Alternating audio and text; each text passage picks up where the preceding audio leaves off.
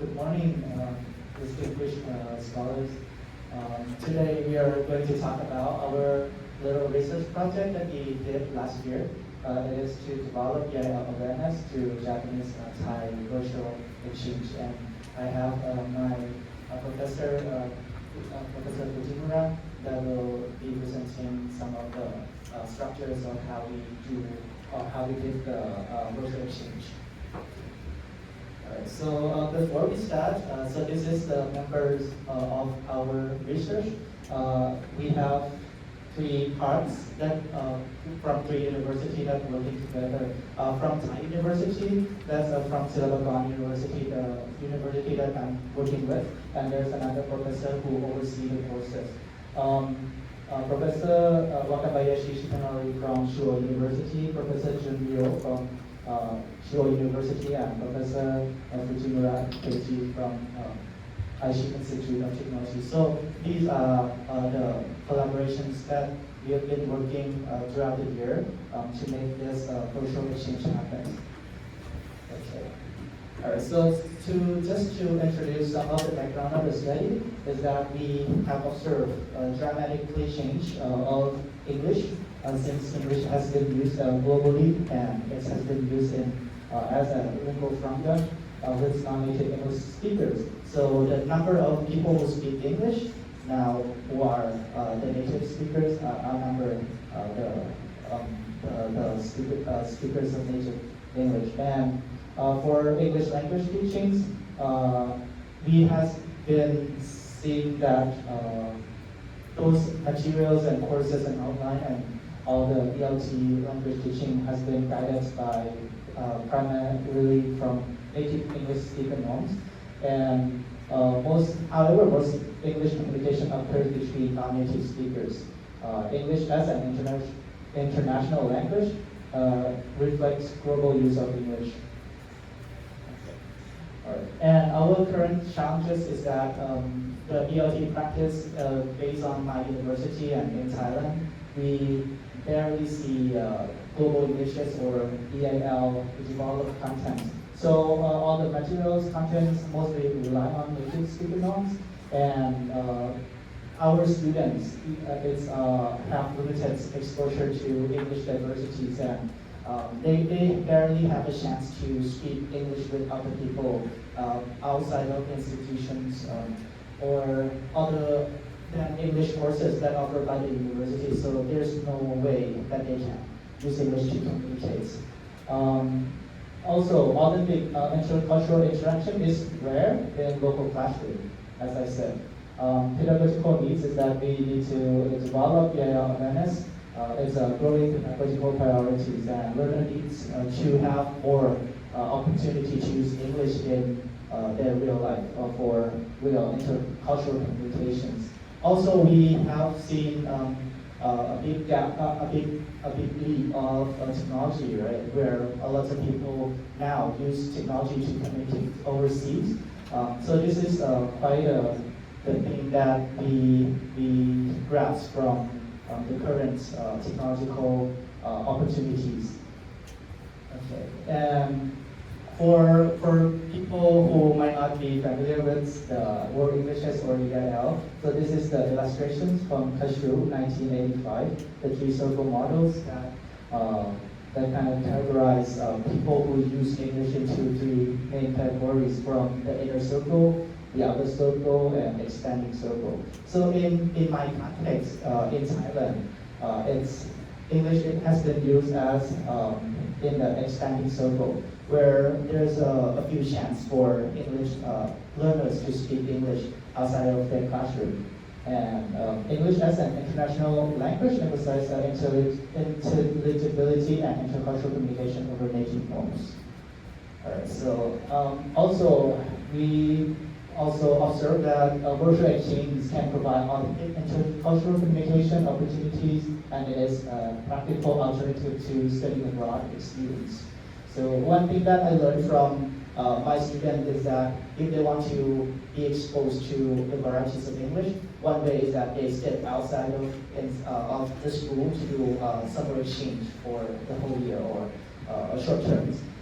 But that's become less likely for the majority of my students where they need to pay for all the fees and transportation fees and everything. So why not we have something that become more that the student can be exposed more easily. So we learned that virtual exchange can be one means that we can have them interact with people from other countries. Okay, and so by this virtual exchange, we have the project called SMILE. SMILE project that stands for Student Meet Internationally Through Language Education, and the founders are Professor Shikanori Wakabayashi and Professor Jun Yo. So these are two professors that oversees the students' project of online international collaborations.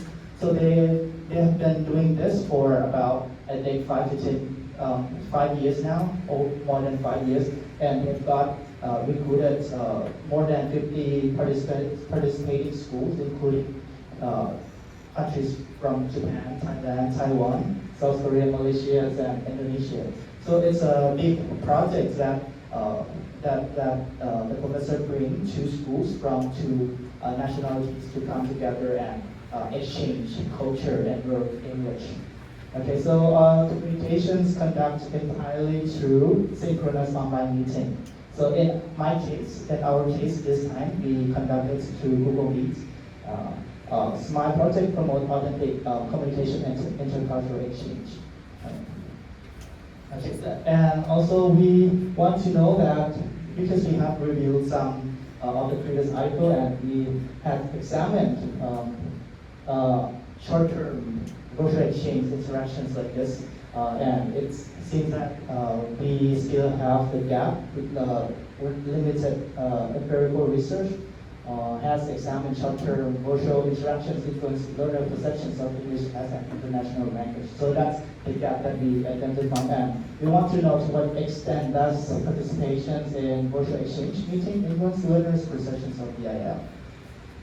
Okay. So now the next I want to pass the mic to Professor Keiji to describe about our context. Okay. So this is context of the study. There were Thai students, 28 Thai students versus Japanese students, 14. So one Japanese student and two Thai students situation. And the age of the participant, 18 to 24 years old. Most of the Japanese students are from 19 years old to 21, 22. And then years of learning English. Both are Thai students, 7 to 10 years, and Japanese 1 to 6 years. Well, but if we include like high school and junior high school, the total would be like 7 to 10. Yeah, and self-perceived English proficiency, Thai student B1 to B2, and Japanese A2 to C2, and especially students from our school, tech school, had lower self-perceived English proficiency. And then the project duration was about 1 month, October 2025. And then communication tools were Google Meet. Next slide, please. Okay. And then next, well, his nickname is Toy, and Toy will talk about his university's case.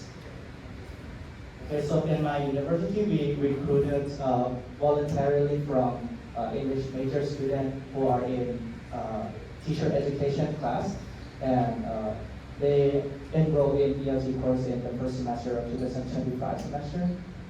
It's their first time of virtual exchange. They never had any experience like this before, and we did not prepare anything because they are more like technological experts. So when we ask them to go into Google Meet, they can create fine.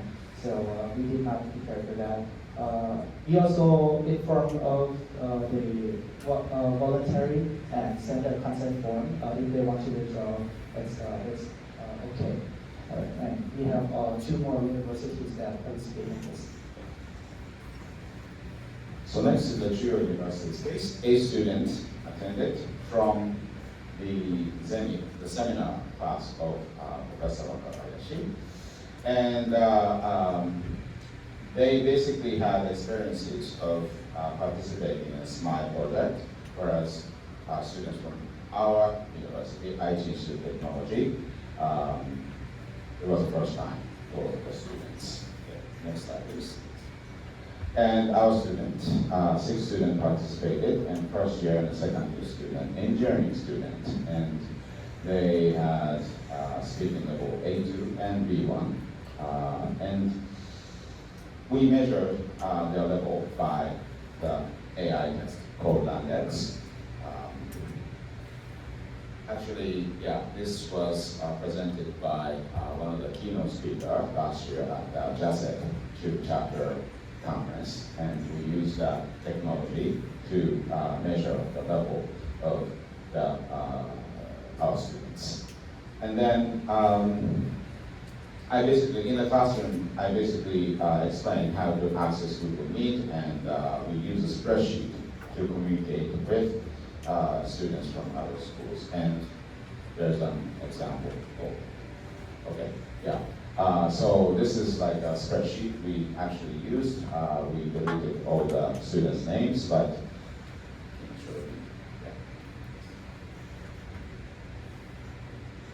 okay, so this is how we did. Students from our school and Supercom universities or Chuo universities are listed here, and then student last name, first name, and then line ID, because Thai student use line and the Japanese student use line. So we share line IDs after the consent of all the students. And then we created a line group, yeah? And then they basically communicated with each other using line first, and then they decided, well, we had 2-day general meetings. So everyone got together on the day 1, and then they exchanged their profiles, and they greeted each other. And after that, they decided the meeting date. And then all the meeting dates listed here. Some of them are missing, but most of them decided the meeting days on day 1. And then we basically asked students to communicate outside the classroom. In my class as a homework, and then in your class as a homework as well. Yes, yes, in Silverstone University's case, it was a homework as well. So students had to meet 3 times in 1 month outside the class, and then they need to make a report about how the meeting was, and then the impressions, and so on and so forth. And then we used Google Forms right here. It's a pre-survey, first meeting, second meeting, and third meeting. And everything was in one sheet. So students always came back to see the sheet, and then filled in the reports, and also the overall impression of the gathering they had.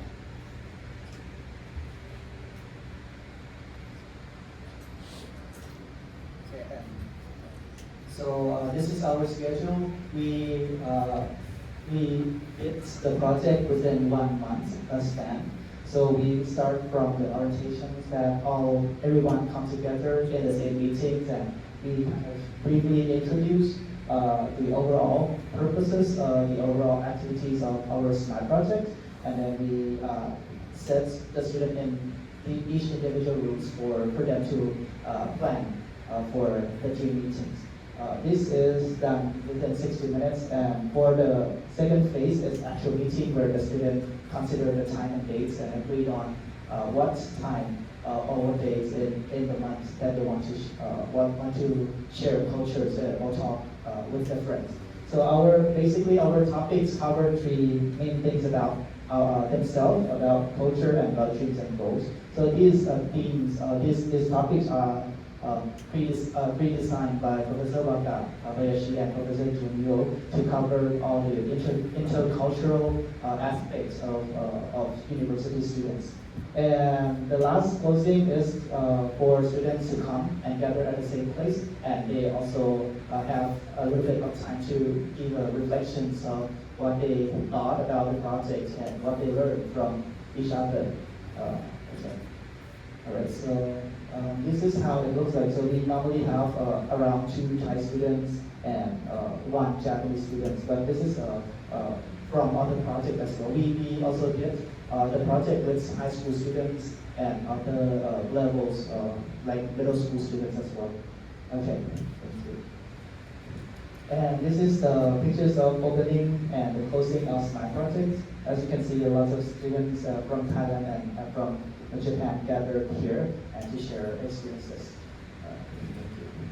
Okay, and our tools, research tools, we use 2 main tools, the quantitative and the qualitative research method. The first one, we use the EIL English as an International Language Research Skills. We adopted from Nakamura and colleagues 2018. It's a 14 question scale.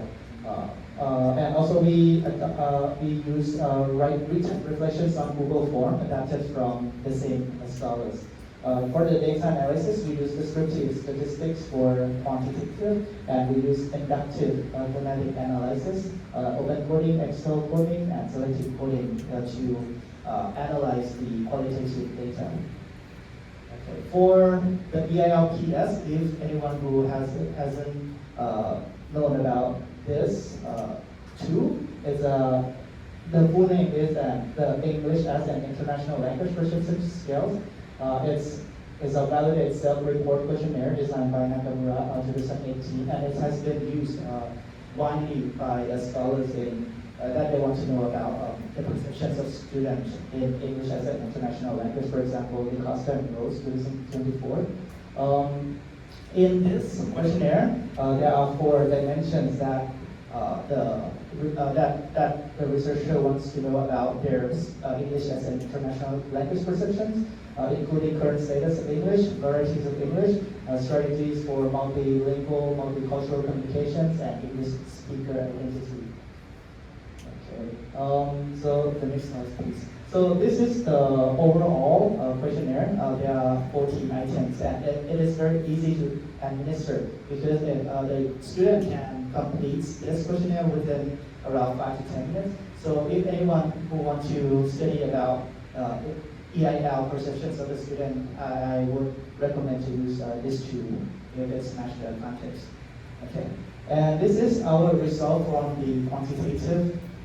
From the questionnaire, we see that every aspect of the students increased by the post survey.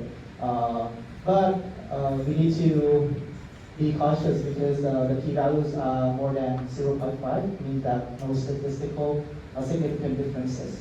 So one of the reasons I would say that there's no statistical differences is because maybe the time spent on the interactions and the overall exchange was only done in 1 month, which was very limited. So I don't think that's significant to see when we compare between the pre and post survey. Okay, the next slide, please. Okay, so the overall pattern suggests that all subscales show positive mean gains from pre and post survey. No subscale demonstrate a decline in mean score. The largest increase was the SMC, or strategies for multicultural communications, suggests that growth in learner communication strategies.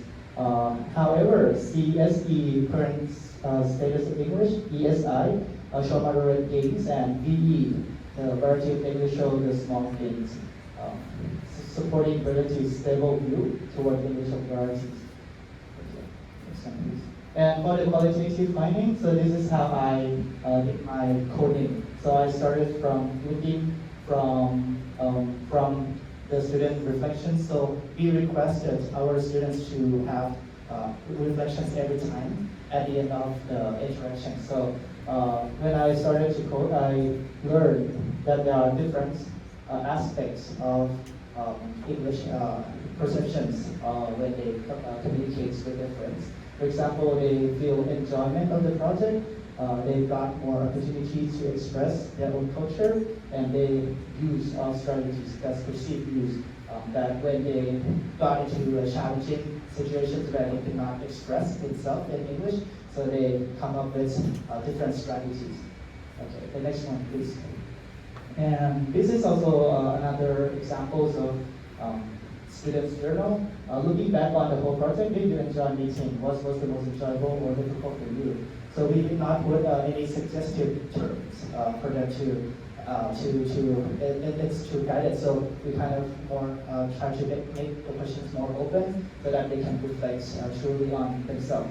I enjoy the project, enjoyment from the practice. They've got authentic communications where like Thai speakers can speak with English with Japanese speakers. Understand accent differences, the use of strategies when passing communications, just like the previous samples. Okay, so I'll just skip this because I think we run out of time. Okay. So at the end, we found that for the qualitative finding, the student perceived communication strategy as more important than linguistic accuracy, understanding the diverse of English use and accept diverse English speaking identities. Okay. And for the discussion, we need to acknowledge that the statistics show no significant differences between on the quantitative data, but qualitative reflection revealed the development process underlying the small quantitative case. I think we can end it here. Okay. Thank you so much. Thank you very much.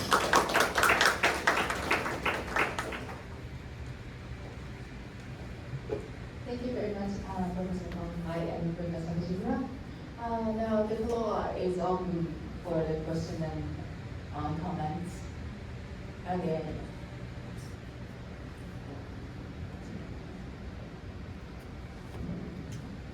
Thank you for your presentation. My name is Kosei Kurogi. I work at Osaka State Kokusai Junior and Senior High School, and I'd like to have a question for you, one question. So before the participants joined the project, was they given any specific instruction about like what languages or EIL or L? I'm just curious, like how just communicating with people from different backgrounds could promote their understanding of English diversity. So, for the questions, for my university, we did not introduce any concept of EIL, or actually there was no courses about global Englishes or world Englishes in my departments. So, but this is the first exposure to diversity, and all the excerpt showed here was solely from student reflection. So I think they become more aware, or at least learn how to interact with people from diverse backgrounds. So, thank you. In my university's case, it was pretty much the same. We didn't get any specific instructions on world Englishes. And students in general had a native speaker home. Their purpose of studying English is to be like a native speaker. But after the experiences, I informally asked them, how was the experience? And they told me that, okay, they don't have to speak perfect English. They can have Japanese accents, and they can have like Japanese styles of communication, but they can still communicate with Thai students. That was like very informal. That was what I got from informal conversation with the students. thank you.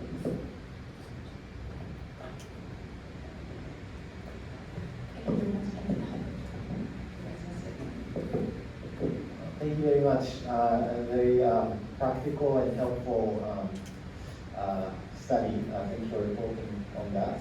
I was just curious. So your data collection was based on survey, right? Questionnaire survey. And I was curious if you also maybe plan to look at what happens in the actual interaction. I think.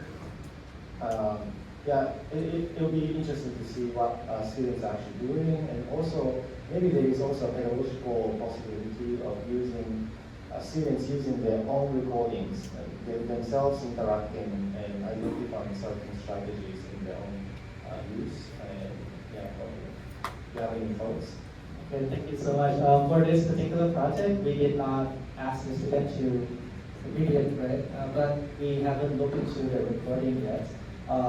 However, in my next project, like which I was doing with another school in Taiwan, I particularly asked them to record all of the sessions, and for which I will later identify patterns of multicultural strategies when they talk or when they communicate. But I haven't have a solid evidence to support from this presentation.